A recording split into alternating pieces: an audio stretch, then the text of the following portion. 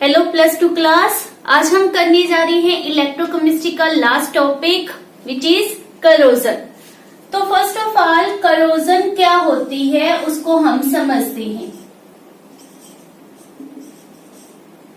Corrosion एक ऐसी process है जिसके कारण जो मेटल है वो रेगुलरली ईट अवे होती जाती है, मीन्स वो खत्म हो रही है due to the attack of the moisture और एटमॉस्फेरिक गैसेस। उसके ऊपर हवा में जो प्रेजेंट मॉइस्चर है, वाटर मॉलिक्यूल्स है या फिर डिफरेंट एटमॉस्फेरिक गैसेस है उस मेटल के ऊपर अटैक करती रहती हैं, जिसके कारण वो मेटल ना रहकर change into their compounds like that of oxide, sulphide, sulphate, carbonate, different compounds में वो बदल जाएगा।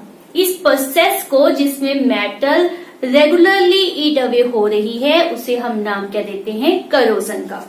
आयरन में रस्टिंग प्रोसेस सभी ने देखी ही है, that is also a one type of corrosion. Copper आपने देखा है ग्रीन कलर में चेंज हो जाता है जब उसमें काफी देर तक पानी हम स्टोर करके रखते हैं, तो that is also corrosion. As well as silver black हो जाती है तो वो भी रीजन क्या होता है, करोजन। आयरन में उसको स्पेशल नाम हमने क्या रेफर किया है, रस्टिंग। तो आज यहाँ पर हम मेनली रस्टिंग प्रोसेस के बारे में डिस्कस करेंगे। जो उसका मैकेनिज्म है वो मेनली किस पर डिपेंड करता है, किस पर बेस्ड है, दैट इज इलेक्ट्रोकेमिकल थ्योरी पर। तो किस तरह से इसमें इलेक्ट्रोकेमिकल सेल की तरह वर्किंग हो रही है, तो इसमें एनोड, कैथोड, इलेक्ट्रोलाइट होंगे। तो किस तरह से रस्टिंग होती है उसको हम समझते हैं। बहुत ही इंपॉर्टेंट कंसेप्ट है, पंजाब बोर्ड में मोस्टली ये 5 मार्क्स में भी क्वेश्चन पुट कर देते हैं, तो इसको अच्छी तरह से समझना है। हमारे पास let's suppose this is a piece of iron, this is iron, और ये जो आयरन जहां पर रस्टिंग होगी वो आपने माइंड में रखना, वो हमारे लिए एनोड की तरह बिहेव करेगा। बाय एनोड, क्योंकि यहाँ पर हमने क्या बनाना है, ड्यूरिंग रस्टिंग होता क्या है, क्या फॉर्म होता है, हाइड्रेटेड फेरिक ऑक्साइड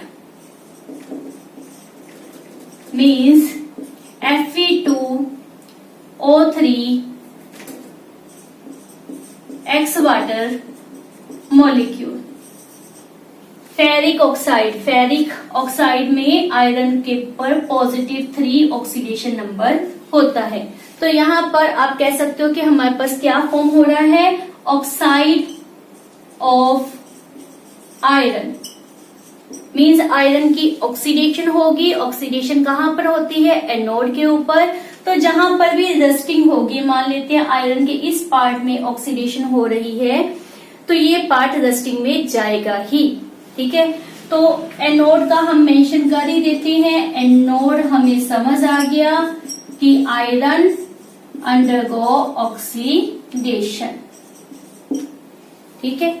यहाँ पर नॉर्मली क्या होता है, हमें चाहिए नो डाउट Fe3 पॉजिटिव, लेकिन नॉर्मली वो किस में कन्वर्ट होता है, Fe2 पॉजिटिव में, विच इज अ फेरस। और चाहिए हमें क्या, फेरिक, वो भी बनाएंगे धीरे धीरे।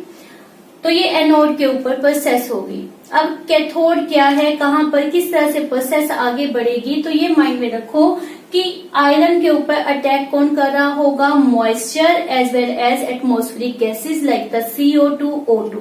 तो ये मैंने ले ली लेट्स सपोज वाटर ड्रॉप, और atmospheric gases whether carbon dioxide है, ऑक्सीजन गैस है, वो इसमें डिसॉल्व हो जाएंगी और यहां से ही रिएक्शन करना स्टार्ट कर देंगी विद द आयरन। तो क्या होगा कि जो वाटर है, वाटर में जब CO2 मिक्स हो गई तो क्या बन गया, H2CO3 मीन्स ये कार्बोनिक एसिड बन गया। एंड कार्बोनिक एसिड आपको पता है ब्रेकअप हो सकता है easily, it will form H positive 2 time plus CO3 2 negative. तो ये आपके पास H पॉजिटिव आयन प्रोड्यूस कर देगा। अब मेन माइंड में रखते हैं कि इसमें पानी में कौन सी गैस डिसॉल्व हुई है, O2, इसलिए मेन वर्किंग करनी है। यहाँ से जो Fe2 पॉजिटिव में कन्वर्ट हुआ है उसने 2 इलेक्ट्रॉन रिलीज किए, तो वो 2 इलेक्ट्रॉन कौन ले लेगा, ऑक्सीजन। जब ऑक्सीजन इलेक्ट्रॉन गेन कर लेगी तो वो क्या हो जाएगी, रेड्यूस। तो हम क्या सपोज कर रहे हैं कि जो ऑक्सीजन गैस है वो इलेक्ट्रॉन एक्सेप्ट करेगी, और एक्सेप्ट करती है in the presence of CO2 and water, means in the presence of carbonic acid, और उस कार्बोनिक एसिड के H पॉजिटिव को वो यूटिलाइज कर लेगी। ये आपने माइंड में रखना है कि O2 इलेक्ट्रॉन को गेन कर लेती है, मीन्स वो रिड्यूस होती है, और in the presence of carbonic acid means in the presence of H positive ion. तो उससे क्या बनेगा, H2O। क्या बनेगा, H2O। ये आपने माइंड में रखना है। अब इसको बैलेंस कर लेते हैं। हमारे पास 2 ऑक्सीजन आने चाहिए, तो इट मीन्स यहाँ पर 2। अगर यहाँ पर 2 है तो यहाँ पर हाइड्रोजन 4 होने चाहिए। इफ इट इज 4 पॉजिटिव तो यहाँ पर क्या होंगे, 4 इलेक्ट्रॉन्स होंगे। तो इट मीन्स ये जो हमारा कैथोड का रिएक्शन है उसने 4 इलेक्ट्रॉन को गेन किया, तो एनोड से भी 4 इलेक्ट्रॉन रिलीज होने चाहिए। तो here we put multiply with 2, result क्या आ जाएगा, 4 इलेक्ट्रॉन लॉस। तो ये एनोड का रिएक्शन और ये कैथोड का रिएक्शन आपको समझ आ गया।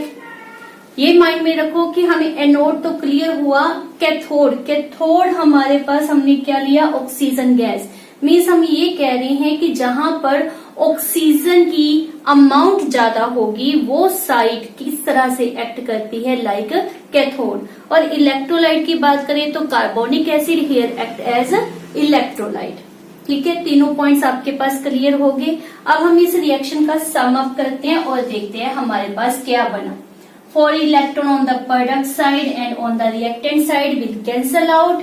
हमारे पास क्या रह गया, oxygen combined with iron, 4 hydrogen taken from the electrolyte change into Fe2 positive and 2 water molecule। तो क्या ये डस्ट बन गई, नहीं भाई।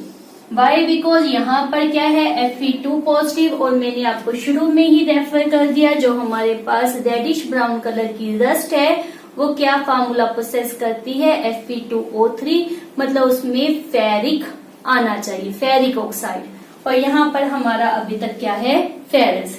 इसका मतलब इसके ऊपर और वर्किंग हो तो क्या होगा कि Fe2 positive combine with more oxygen more water to change into ferric oxide. फिर बनेगा जी इसका फेरिक ऑक्साइड, जब ये ज्यादा ऑक्सीजन से रिएक्ट करेगा। अब ये फॉर्म हो गया।